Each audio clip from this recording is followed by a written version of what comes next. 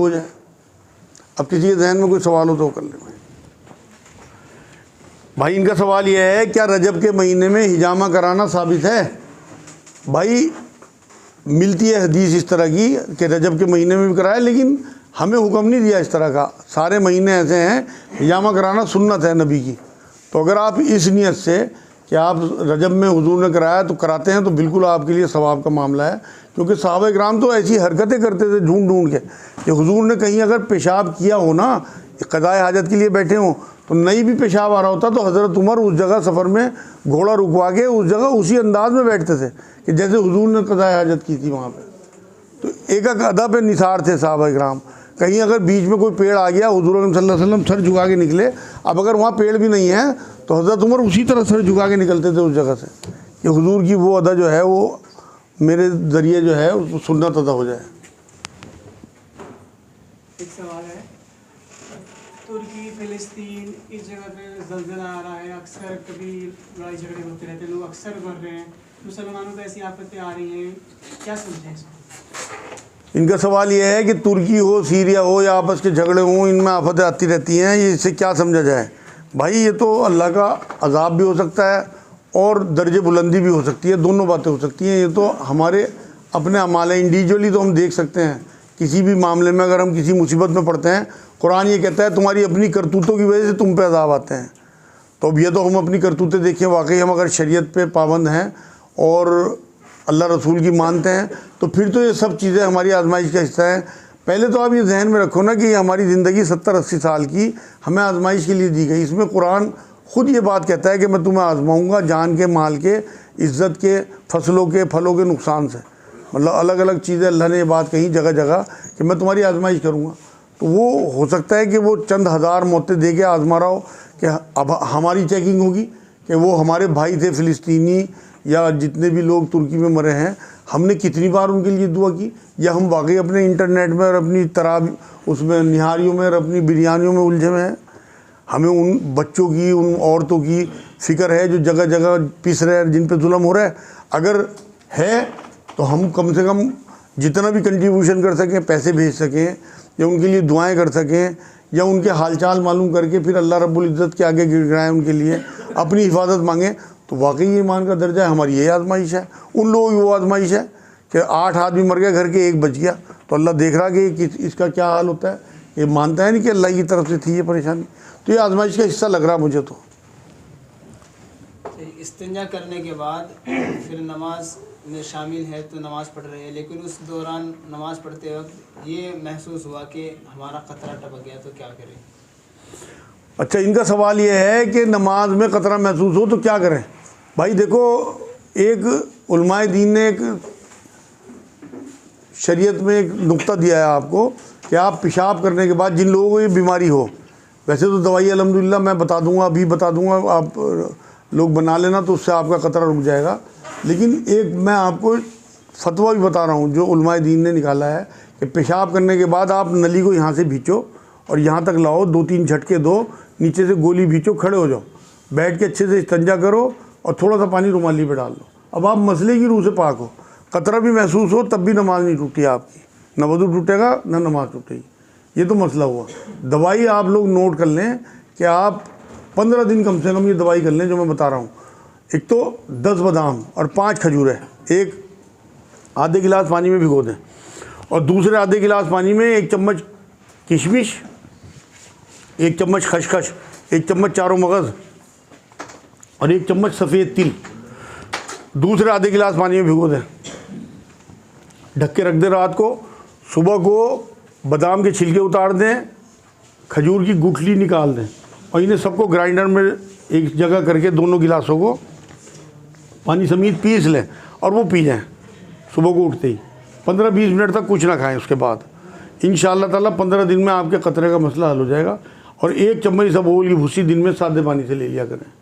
तो और अगर किसी को कब्ज़ रहता हो तो वो कब्ज़ की दवाई ले, तो क्योंकि कब्ज़ की वजह से भी ये मसला होता है। तो ये इंशाअल्लाह ताला, और या वहाब ज़्यादा पढ़ें, अल्लाह से दुआ भी करें पाकी की इंशाअल्लाह। एक सवाल है कि कोई कुदरती तनख्वाह हो तो उसे विरासत में हिस्सा कैसे मिलेगा? बड़ा अच्छा सवाल है भाई, बहुत। जनाजे की नमाज़ पढ़ी पढ़नी चाहिए? बहुत अच्छा सवाल है जो पहले वाला आपका सवाल है। इनके सवाल दो हैं ज़नख़ों से मुतालिक, क्योंकि ये भी हमारे मुआशरे का हिस्सा हैं। और अल्लाह रब्बुल इज़्ज़त की जो फैक्ट्री है, जिस तरह से हमारी फैक्ट्रियों में स्क्रैप का मामला होता है, ऐसे ही अल्लाह की कायनात में भी स्क्रैप का मामला है कि वो इंसान बनाता है, बाज़े बाज़े इंसानों में कोई कमी डाल देता है। जैसे आपने देखा होगा बहुत से लोग माजूर होते हैं, किसी की टांग नहीं होती, किसी की आँख नहीं होती, किसी के कान नहीं होते, आपने अक्सर देखा होगा। इसी तरह से एक ये भी मामला है कि बहुत से लोगों के अंदर मर्दाना या औरतों की क़ुव्वत नहीं होती, वो ज़नख़े पैदा होते हैं अल्लाह की तरफ से। एक तो वो ज़नख़े होते हैं जो अपना मतलब शर्मगाहें कटवा के और फिर ज़नख़े बन जाते हैं और उसका कारोबार बना लेते हैं। मैं उनकी बात नहीं कर रहा।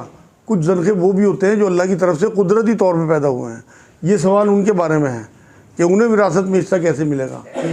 और अपने उलमाए दीन पे रहमतें और बरकतें भेजा करें, ऐसे ऐसे फतवे दे के गए हैं पुराने हमारे बुज़ुर्ग। ये लिखा हुआ है कि उस ज़नख़े जो पैदा हुए हैं उनका रुझान देखा जाएगा कि अगर उनका रुझान औरतों की तरफ है और मतलब मर्द समझते हैं वो अपने आप को, तो उन्हें मर्दाना हिस्सा मिलेगा। और अगर उनकी हरकतें औरतों वाली हैं और उनका रुझान मर्दों की तरफ ज़्यादा होता है, तो उन्हें औरतों वाला हिस्सा मिलेगा। तो ये अगर कोई तनख्वाह कुदरती होता है तो ये चेक किया जाएगा कि इसकी अदाएँ कैसी हैं। हमारे मतलब मैं नाम तो नहीं बताऊँगा, लेकिन हमारे अपने करीबी लोगों में ऐसा हुआ है कि लोग ऐसे पैदा हुए और उनको औरतों की तरह देखा गया, फिर उन्हें हिस्सा उसी तरह से मिलेगा। इसी तरह दूसरा सवाल आपका था जनाजे की नमाज। देखो, जनाजे की नमाज सबकी पढ़ी जाती है। ये भी एक गुनाह उन्होंने किया। मान लो कोई तनख्वाह बन गया, उसने अपना आज़ाए तनासुल कटवा दिया और वो इस काम में लग गया। उसने कुरान की आयत में अल्लाह ने ये बात कही है कि अपनी तख्लीक में मेरी तख्लीक में तब्दीली ना करो। उसने अपने जिस्म को बदलवा दिया, उसने गुनाह किया। जैसे कोई भवें नुचवा लें औरतें और फिर भवें बनवाने लगे, या हम टेटू खुदवा लें, ये सब चीज़ें उसी में आएंगी। लेकिन ऐसा तो कभी नहीं मैंने सुना कि जो भवें कराती हो औरतें उसकी जनाजे की नमाज़ नहीं होगी। तो उसने गुनाह किया, उस वजह से उसकी जनाजे की नमाज़ नहीं रोकी जाएगी। हो सकता है अल्लाह रब्बुल इज़्ज़त ने उसे तौफीक दे दी हो, आखिरी वक्त में उन्होंने तौबा कर ली हो अपने उस गुनाह से, तो इसलिए जनाजे की नमाज़ हर हाल में पढ़ी जाएगी। एक मामला ये भी सुनते हैं जो पैदाइशी ज़नख़े होते हैं कि शरीयतन उनका हिस्सा है, उनको कुछ देना चाहिए। मैं बता तो रहा, मैंने वही तो बताया आपको। नहीं, वैसे मतलब घर पे आ जाते हैं तो उनको वैसे भी कुछ देना चाहिए। वो तो भीख मंगे हैं, भीख मांगने वालों को तो इस्लाम प्रमोट नहीं करता। आप दे दो, लेकिन हुजूर ने तो मना किया कि जो अपना हाथ फैलाएंगे इस तरह से, आपको तो हुक्म ये दिया कि दे दो, कुछ ना कुछ साहिल को झिड़की मत दो या मोहब्बत से मना कर दो। लेकिन हुजूर ने फरमाया कि जो इस तरह का इख्तियार करेंगे मामला, वो हुजूर अल्लाह के आगे ऐसे पेश होंगे क़यामत में कि उनके चेहरों पे गोश्त नहीं होगा, खाले नहीं होंगे।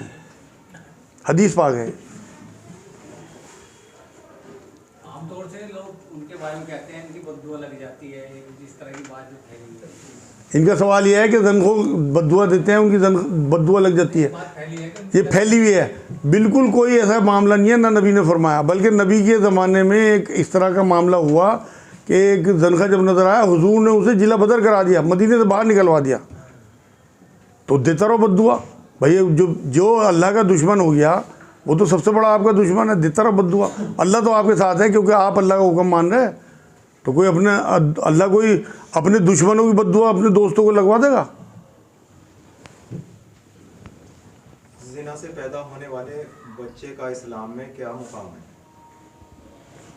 बड़ा अच्छा सवाल है भाई। इनका सवाल यह है कि मान लो कोई मर्द औरत ज़िना में मुब्तला हुए या लड़का लड़की, उससे जो औलाद पैदा होगी उसका क्या मुकाम है? देखो, मर्द का तो उस पर कोई मामला नहीं है। शरीयत ये कहती है कि वो औरत के हिस्से में जाएगा। मर्द का उससे कोई मतलब नहीं है कि मर्द उसे अपनी औलाद नहीं कह सकता। वैसे तो कोशिश ये करनी चाहिए उन लोगों की शादी करा देनी चाहिए। गुनाह तो उन्होंने किया। अगर इस्लामी मुमलिकत हो, अगर ये शादीशुदा है तो पत्थर मार के ख़त्म कर देने का हुक्म है। और अगर कुंवारे हैं तो 100 कोड़े, 100 कोड़े भी लोगों के बीच में, कुरान यही कहता है। और 100 कोड़ों का मतलब खाल उतर जाएगी, मर जाएंगे। उसमें तो रजम में तो वजाहत से कह दिया कि जब तक इनकी सांस एक भी बाकी रहे पत्थर मारते रहो। एक सवाल है, दाढ़ी मूछ कितनी होनी चाहिए, उस तरह कहाँ से कहाँ तक लगवाएं, ऊपर की साइड नीचे की साइड? ये सवाल। इनका सवाल ये है दाढ़ी कितनी होनी चाहिए और उस तरह कहाँ तक। असल में दाढ़ी के मामले में इख्तलाफ है भाई। देखो, मुझे जो अपने इल्म के हिसाब से या कुछ इशारे जो मिले अल्लाह की तरफ से, दाढ़ी हुज़ूर अकरम सल्लल्लाहु अलैहि वसल्लम की एक मुट्ठी दाढ़ी थी और वही सुन्नत है।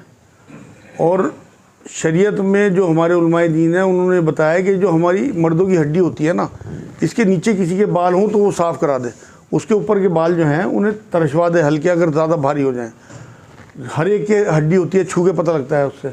और मुझे तरशवाने का हुक्म हुजूर ने दिया कि मुझों को पस्त रखो और दाढ़ियों को बढ़ाओ। तो दाढ़ी आपकी मुझों से बड़ी होनी चाहिए।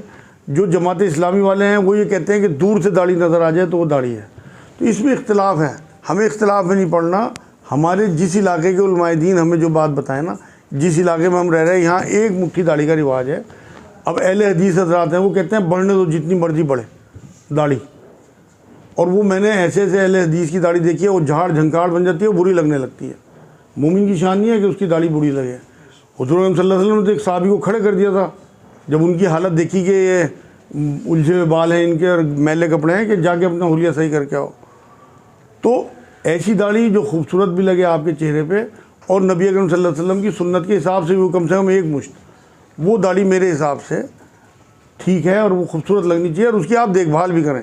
जब आप नबी की सुन्नत रख रहे हैं तो नबी अकरम सल्लल्लाहु अलैहि वसल्लम का थैला अगर आपको मैं बताऊं तो उसमें तेल और कंघा दोनों चीज़ें मिलती थी। तो दाढ़ी मुबारक भी माशाल्लाह ऐसी चमकती रहती थी। तो उसकी कदर भी करें, ये सोचें कि मैं अपने नबी की सुन्नत पे हूँ। पिछला सवाल था बच्चे के ऊपर था कि जो बच्चा नाजायज पैदा होता है उसे किस नज़र से देखा जाए, वो तो हराम जैसे हलाल हमारे यहाँ के हराम हलाल का मसला, इनका सवाल यह है कि बच्चा जो है उसे किस नज़र से देखा जाए, क्या वो हराम का, हराम के माँ बाप हैं, बच्चा हराम का नहीं है। ये मैं वजाहत कर दूं, मैं उसमें कहना भूल गया ये बात। हराम काम उन्होंने किया है, हरामी वो हैं, बच्चा हरामी नहीं है। बच्चा तो अल्लाह रब्बुल इज़्ज़त की एक जो तख्लीक है, जो उसने सिस्टम बना रखा कि औरत मर्द मिलेंगे तो वो औलाद होगी, तो उन्होंने नापाकी खुद अपने लिए की। बच्चा पाक है बिल्कुल, उसकी कोई गलती नहीं है इसमें। वो बड़े हो गए इंशाअल्लाह ताला ईमान वाला बनेगा। आमतौर से ये बात फैली हुई है कि एक बासी रोटी खाना सुन्नत है, और ये भी देखने में आता है सुनने में कि फाके गुजरते थे या होती नहीं थी तो ये इसमें कितनी। इनका सवाल ये है क्या बासी रोटी खाना सुन्नत है? नहीं भाई, हुजूर तो बासी चीज़ें खाते ही नहीं थे। असल में तो हमारे मामले में ना, मेरे उस्ताद जिनका मैं जिक्र कर रहा हूँ इरफानुल हक साहब, वो ये कहते हैं फ्रिज ने हमें मूजी बना दिया, कंजूस बना दिया।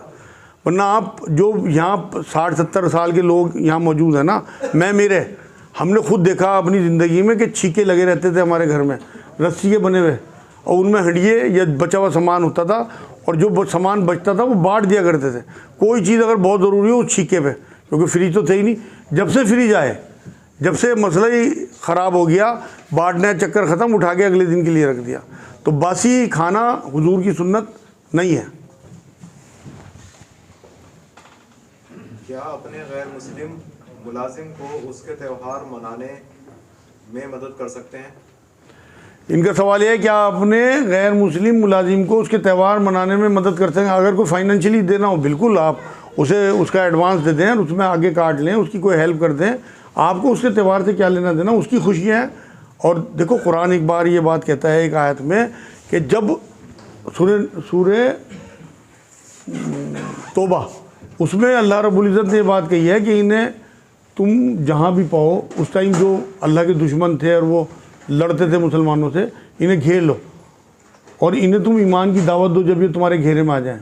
और ईमान की दावत देने के बाद इन्हें खुला छोड़ दो कि ये अपनी मर्ज़ी से जाएं, अगर अपनी खुशी से ईमान में आए तो आएँ, वरना इन्हें पूरी तो छूट अल्लाह की तरफ से है। अल्लाह चाहे तो सबको कलमा पढ़वा दे। तो हमें कोई मतलब इस बात का मामला नहीं होना चाहिए कि ज़बरदस्ती हम उसे रोकें कि वो हमारा मुलाजिम है तो त्यौहार ना मनाएं, बल्कि आप जो भी उसकी हेल्प कर सकते हो बिल्कुल करें। आप शरीक ना हो उसके किसी शिरकिया काम में। अगर नमाज पढ़ रहे हो